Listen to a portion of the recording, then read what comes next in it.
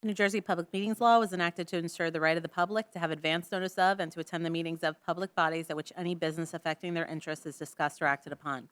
In accordance with the provisions of this act, the Belvidere Board of Education has caused notice of this meeting to be published by having the date, time, and place thereof posted with the Star Ledger and Express Times and submitted to the town clerk of the town of Belvidere on January 9th, 2023. The meeting will be live streamed at www.belvideresd.org.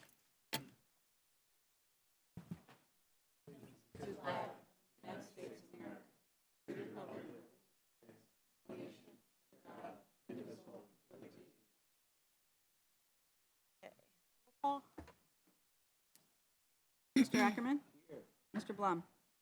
Dr. Zuppeth? Here. Mrs. Duckworth? Gardella? Here. Mrs. Kennedy?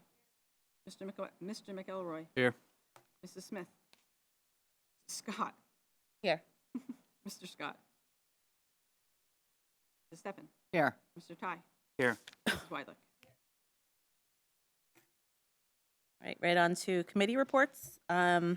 Curriculum. Heather, I got stuck taking the notes, so do you want me to share? I don't mind. The notes were sent out by Chris on Friday. We discussed the phys ed and health standards in terms of CUSAC.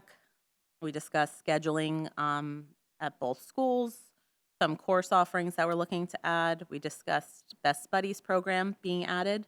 That was a student request. This past Tuesday's professional development schedule that the teachers just had.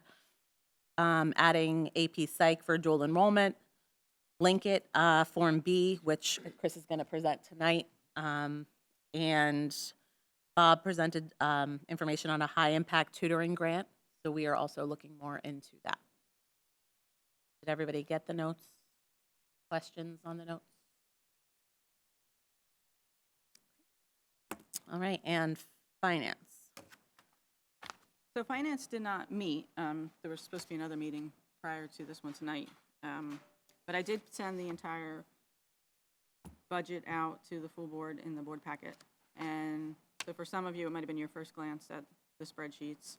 But for the finance committee, this is the first draft that it actually balances. So it's on page 26 in that packet. You'll see in green the added cuts that I had to do to balance the budget. And just for an overview, I started here in 2009, and unfortunately this is the worst budget that we've been going through. We're about $1.2 million in cuts to get the budget to balance, and that is assuming flat state aid, which is not at all guaranteed.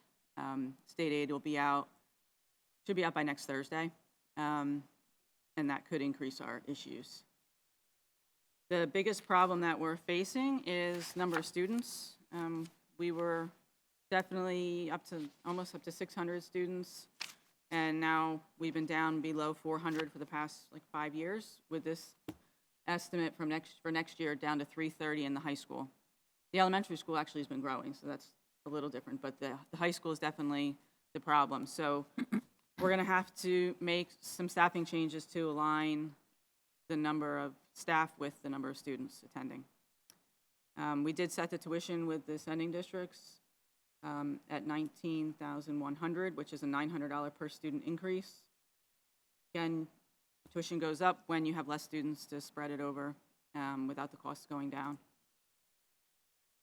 So it's not great news, and I'm sure finance, we're going to meet again as soon as we get state aid to finalize our preliminary budget, but I just wanted to make sure everyone had a chance to see it, and if you do have any questions, please let me know. Feel free to email, etc. So I had sent a question to Chris. If we're down 17 students, that's 340,000, but you're projecting our deficit to be over 1.2 million. So where's the rest of the money missing? So on page 27 is 1.2 million deficit. Why? There's some revenue decreases and there's expense increases. The revenue decreases, we've been using maintenance reserve to fund our regular general fund budget each year. And we don't have the replenishment coming out of this year's budget that we've had in the past. This year, I mean, I know finance has known, this is a tight year for us just to get through.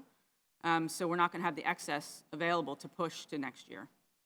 We had, let's see, 4 self-contained students that were budgeted that didn't end up coming. So they're missing this year, This is, this current year as well? Is that what you're saying? no, that's going into next Okay. year. So we'll have 4 less self-contained students For next year? next year. The tuition adjustment from 2021 versus 21-22 is higher.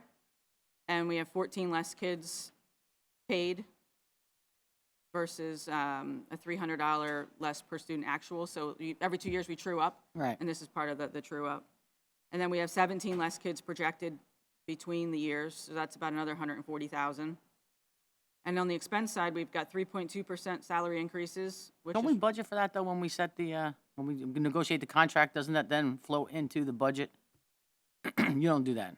no, we set it, but each year we budget independently every year. Okay. So this is the effect of the negotiation. So Gotcha. 3.2 increase in salaries is about 300,000. Roughly 10% projection in benefit increases is about 200,000. And transportation costs have been just really Yeah. up since COVID. And even though we don't transport our students to and from, it's just on our activity side, I have about a $50,000 increase. So when you add all those things together, it's about $1.2 million. That makes sense. Overview. That's what I was looking for. Thank you. Yeah. Could the benefit increase be more than 10%? Can it be? Sure. Actually, I did get the projection since I did this from our broker. We won't have the contracted rate before the budget is complete, but their projection to us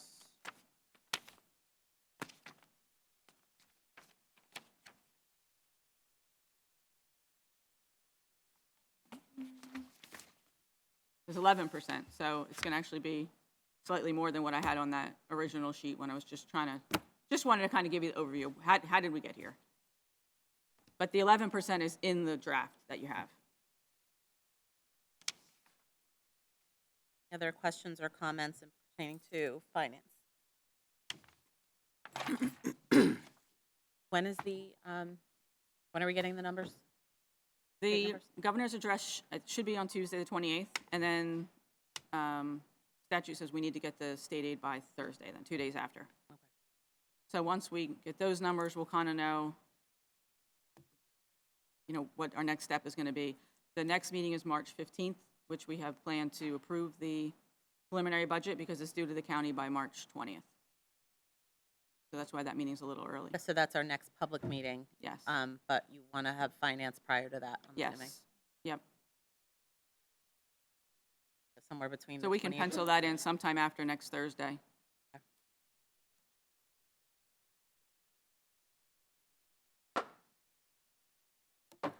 All right. Anything else on finance? Okay, executive session. Motion to go into executive session for personnel. Motion? All in favor? Aye. Motion made to go into executive session for personnel. Any discussion held by the board which need not remain confidential will be made, sorry, I lost my spot. Made confidential will be made public as soon as practicable. Minutes of the executive session will not be disclosed until the need for confidentiality no longer exists. The board will reconvene in public session at the conclusion of the closed session in approximately 20 minutes. That'll bring us to 7 o'clock.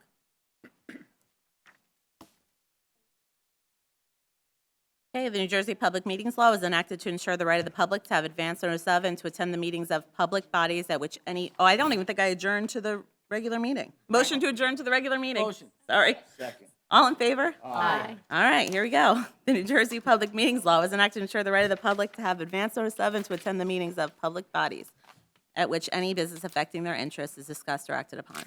In accordance with the provisions of this act, the Belvidere Board of Education has caused notice of this meeting to be published by having the date, time, and place thereof posted with the Star Ledger and Express Times and submitted to the town clerk of the town of Belvidere on January 9th, 2023. The meeting will be live streamed at www.belvideresd.org.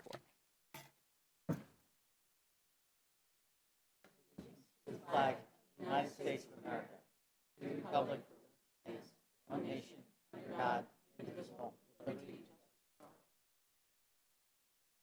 all. Okay. The mission of the Belvidere School District is to celebrate our past and empower our future while focusing on the four cornerstones of our district: tradition, excellence, academics, and community. We strive to build confidence and promote collaboration. We encourage an equal partnership with our students and our staff, as well as its community members. We empower everyone to develop the best version of themselves. The Belvidere School District is committed to shaping students into global citizens who take initiative for their success and contribute to the continued excellence of the district. Our students are leaders in the decision-making process of their education and will be prepared to excel in a 21st century society. Mr. Ackerman? Mr. Blum? Here. Dr. Zeppeth? Here. Mrs. Duckworth? Mrs. Gardella? Here. Mrs. Kennedy?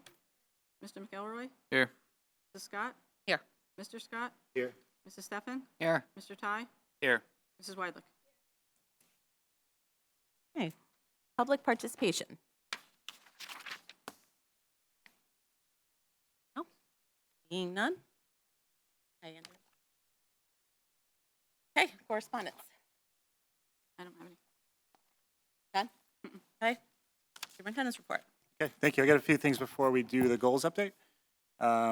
Just a couple of sports notes. This weekend, we have Jacob Hatchman, who will be representing our wrestling team in the regionals. So we wish Jacob well in his endeavor to try to make it to Atlantic City. I'm sure some of you guys know tonight that our girls' basketball team is down in Newark playing University in the second round of the playoffs. Hopefully it's going well. And next week, the 2nd of March, Belvidere High School will be hosting the first ever archery state shootout here at the high school. So very excited about that. This week, we are in the high school and the whole district celebrating FFA week. There's been some theme days and lots of celebrations about FFA. Wanted to mention that the play Urinetown will be making a reprise on our stage. For some of you that remember, that was here, I think it was 2010 or 20, I think it was 2010 when we did it. First time. It'll be March the 10th and 11th, 7 o'clock on the 10th and 1 and 7 on the 11th. Feel free to come. A great performance back then. Hopefully it's a similarly great performance this time. I do want to mention yesterday our PD, Professional Development Day, was, I thought, excellent. A lot of great workshops. I want to thank Dr. McKinney and her professional development team for putting it together. We had great presenters, Ms. Tierney, Ms. Knoll, Ms. Magyar, Mrs. Smith, and Ms. Apgar all did great presentations, well received by the staff, so thank you. And the last quick note is next Thursday, the 2nd, Warren County School Boards Association is having the 8th grade dialogue in Frelinghuysen. I'm pretty sure all of you guys have gotten invitations to go.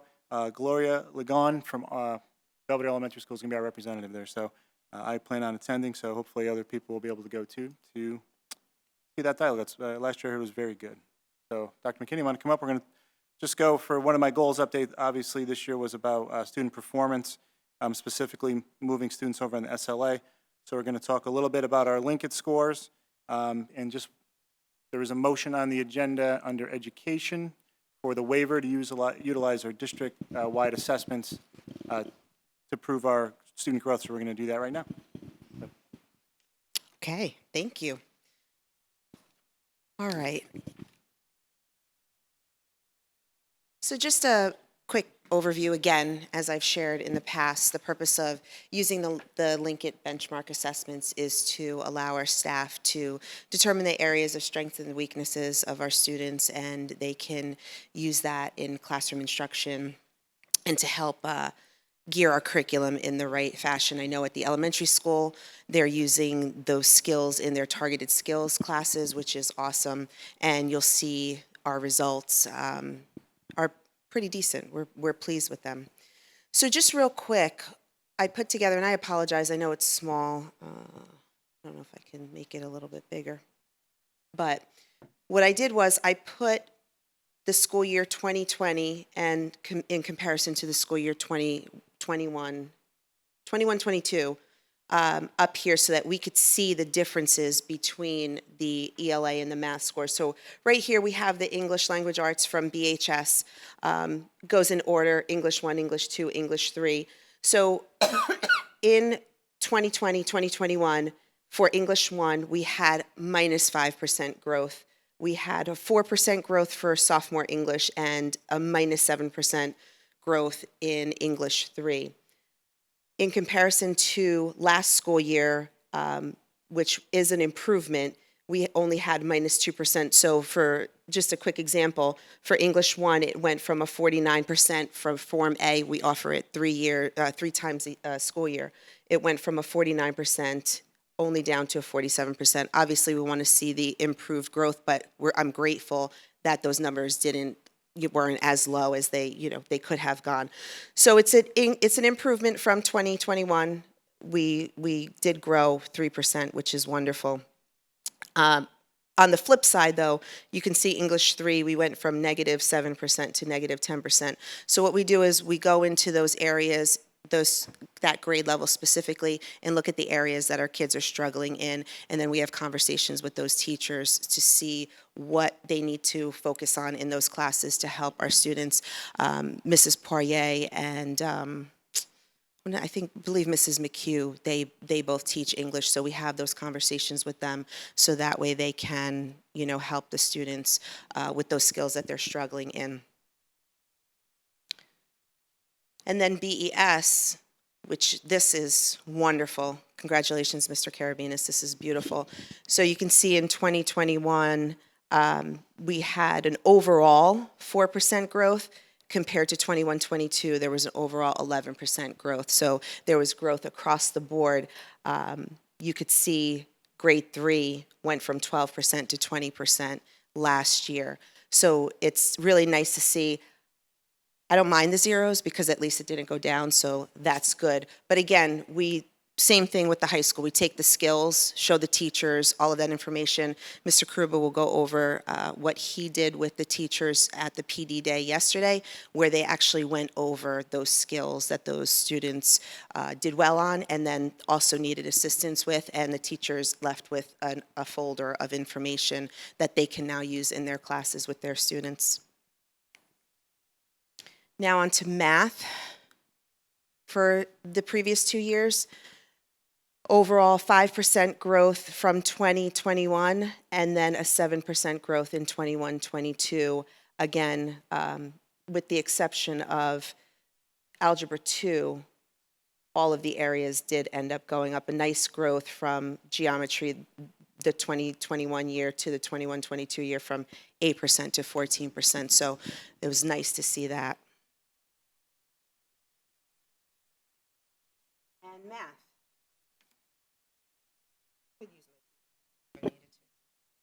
Okay, and then math, again, the growth is tremendous. This is probably by far one of the best ones that we've seen. You went from overall grades 3 through 8, 6% in 2021 to 20% overall in 21-22. So it is, attributable to what the teachers and the students are doing in the class. I'm not using that. We're very grateful for that.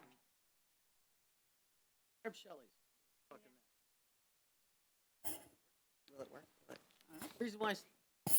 The reason why I say that was we got to be really careful. The last board meeting I was not here, so I watched it online. Hard I to could hear. only hear about a third of the people because we don't turn our microphones on and we don't speak into them. I have to press the So button. to make the public happy, if we could try to do that better and let Jess Okay, do red it, means that it's would on. be good. Okay, all right. So now what I did with this one was we had a great meeting with our Linkit rep today, and she just kind of showed us some more information that we had. And we actually had the Form A and Form B results in our system. So what I went through was the slides that we were given to put up the slides for you from the 2 assessments that we've given so far this year. So BES, English Language Arts, the overall percentage is the same. You can see there are differences. Grade 3, it does look like the growth dropped some, but then you see some where they've grown some, and some have stayed the same. So again, using this information, it's a different group of kids now, using that information to work with the teachers on what areas those kids need assistance with, and using those, especially at the elementary school, during their targeted skills time. And then for math, overall, we have gone up 3%, again, attributable to the staff and the students for the growth in those areas. Some went up, some went down, but for the most part, they are in the positives. Belvidere High School, Forms A and B this year. I am happy We typically do have a little difficulty with some areas in language arts, but it's usually our better of the two between English and math. English is our better one. We did grow 1%, again, but it's growth, right? So we're working at what those areas are where our kids, we do kind of know that similar, year after year, there is a similar theme of where the kids have difficulty. So we pull those questions from Linkit and help the teachers formulate questions in class so that the kids can have knowledge of what those types of questions are and practice using them and answering them. And then finally, the math forms A and B, steady growth, same, nothing's changed overall. I am pleased that in Algebra 2, which is one of our tougher subjects for our kids, historically, the percentage did go up, which was nice to see. Geometry went down 1%. Thank you. Geometry went down 1%, and then Algebra 1 also went down 1%. But again, areas that we are tackling, as we move through this school year. All right, Mr. Kruba. And just to piggyback on what Dr. McKinney was saying, spent some time today, she kind of went over the percentages, just looking at a lot of these scores. And it's actually interesting, when we did this last year from A to B, it was very mixed results. This year, with the exception of one of our grades, everybody had a steady increase in growth. And what we were able to do with the staff yesterday was we were able to pull all the kids up side by side to look at their Form A to Form B. So the interesting part of this was a student may have gotten a 30 on the first assessment and a 65 on the second assessment, but still stayed in the same category. But that's clearly, the kid went from a 30 to a 65, so we're really excited about that.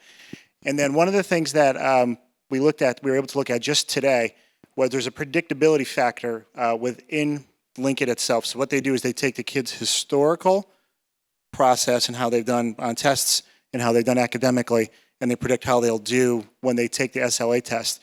And right now, we're predicted that we will double our kids in 4s and 5s across the board when we take the tests in the spring. So that was really, really good news. Now, we were looking good last year too, but when we met with the teachers yesterday, we talked about making sure that we maintain that.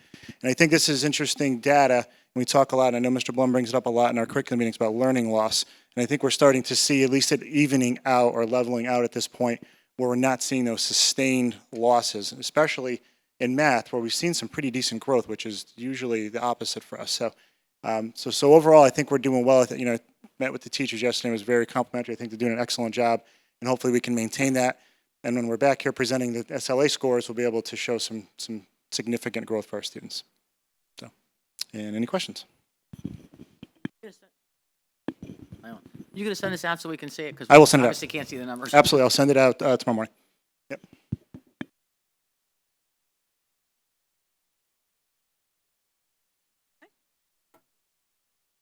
Anything else on questions for Chris?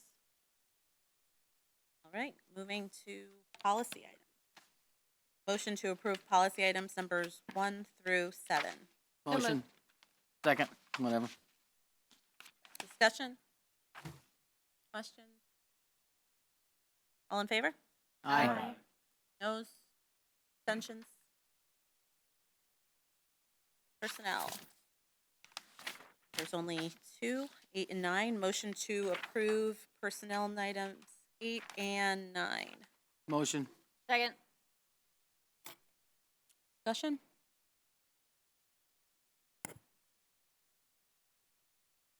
All in favor?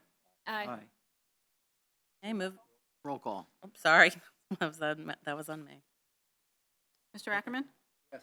Mr. Blum? Aye. Dr. Zuppeth? Yes. Mrs. Duckworth? Mrs. Gardella? Yes. Ms. Kennedy? Yes. Mr. McElroy? Yes. Mrs. Scott? Yes. Mr. Scott?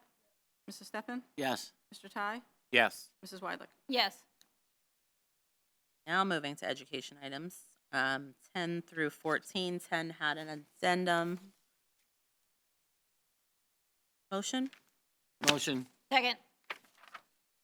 Any discussion? Now all in favor? Aye. Aye. Noes? Yes. A no? Which number? Policy 12. Thank you. Any other noes? Abstentions?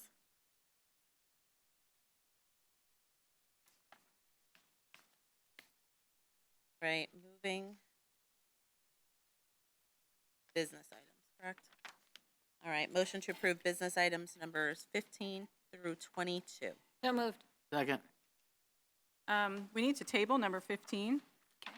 We actually have a challenge to the bid results, so we're going to just hold off on awarding until the March 15th meeting. Do we need to amend the motion then, Shel? Hmm? Do we need So to then do you- amend the motion? We can to amend the say- motion to 16 through 22. So motion to approve business items numbered 16 through 22, not 15. Motion. Second. Discussion? Questions?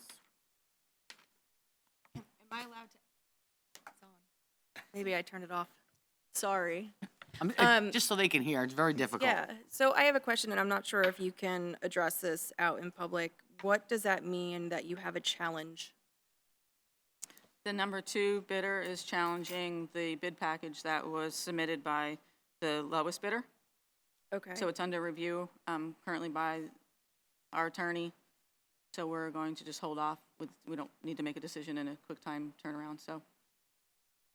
So how does that challenge actually come about if it was a blind package, which, Well, my I can tell you, knowledge- because I do a lot of bidding.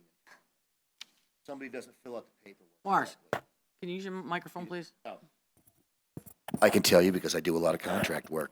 Another contractor didn't fill out his paperwork correctly. Maybe he didn't have his bond right. Maybe he didn't have it notarized. Maybe there's a bunch of different reasons. That's why the attorney's gonna be the one who looks it over. Why your bid is very similar to a contract, and everything has to be in a certain order, and it all has to be filled out and complete, or else somebody could challenge it. So that's probably what happened. Great example. Good job. I think though what her point was, how did the other guy know that? Right. Oh, If it you was a can- closed bid. Because it's. Oh, no, once the bids are open. then You they can look at other open. people's contracts, their bids or their contracts, once they're Once they're open, they're open. public knowledge. That was what I think Yeah. you were asking. You're welcome. sometimes I need that interpretation. Any other questions or discussion? All in favor? Aye. Aye. Noes? Abstentions? I'll abstain on 20 and 21.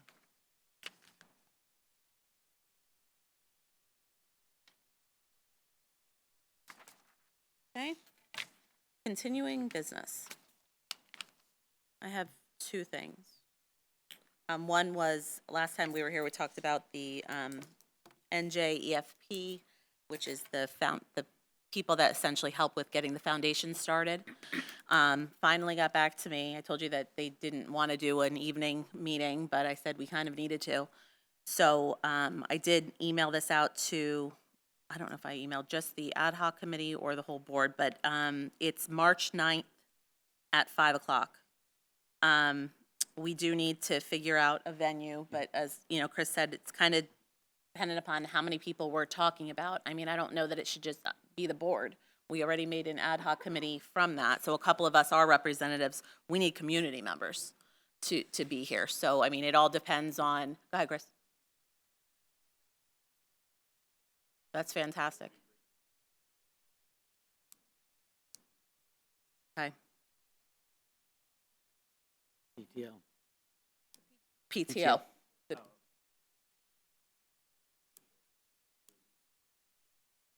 Okay. Well, I mean, PTO is perfect. Have we talked to anybody from alumni?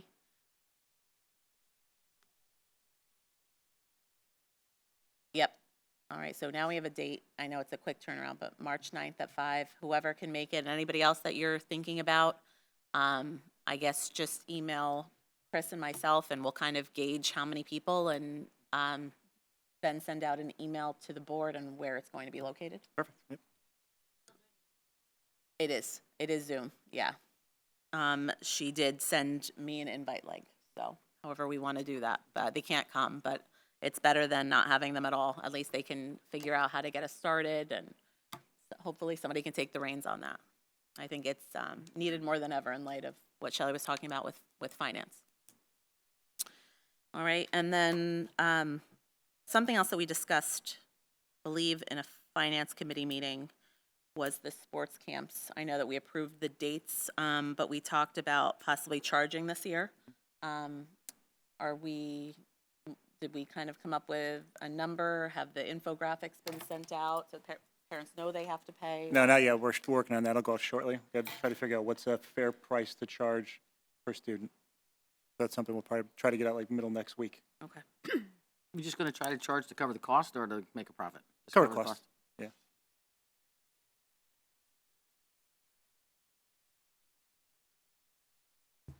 Any other continuing business? All right, new business. No new business? Nothing from Andrew? No? Okay, moving to public participation.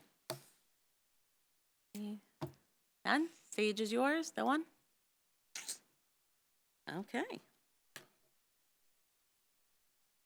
I make a motion to reconvene an executive session to continue discussion on a personnel item. We have a second? Second. All in favor? Aye. Okay. Let me just read this.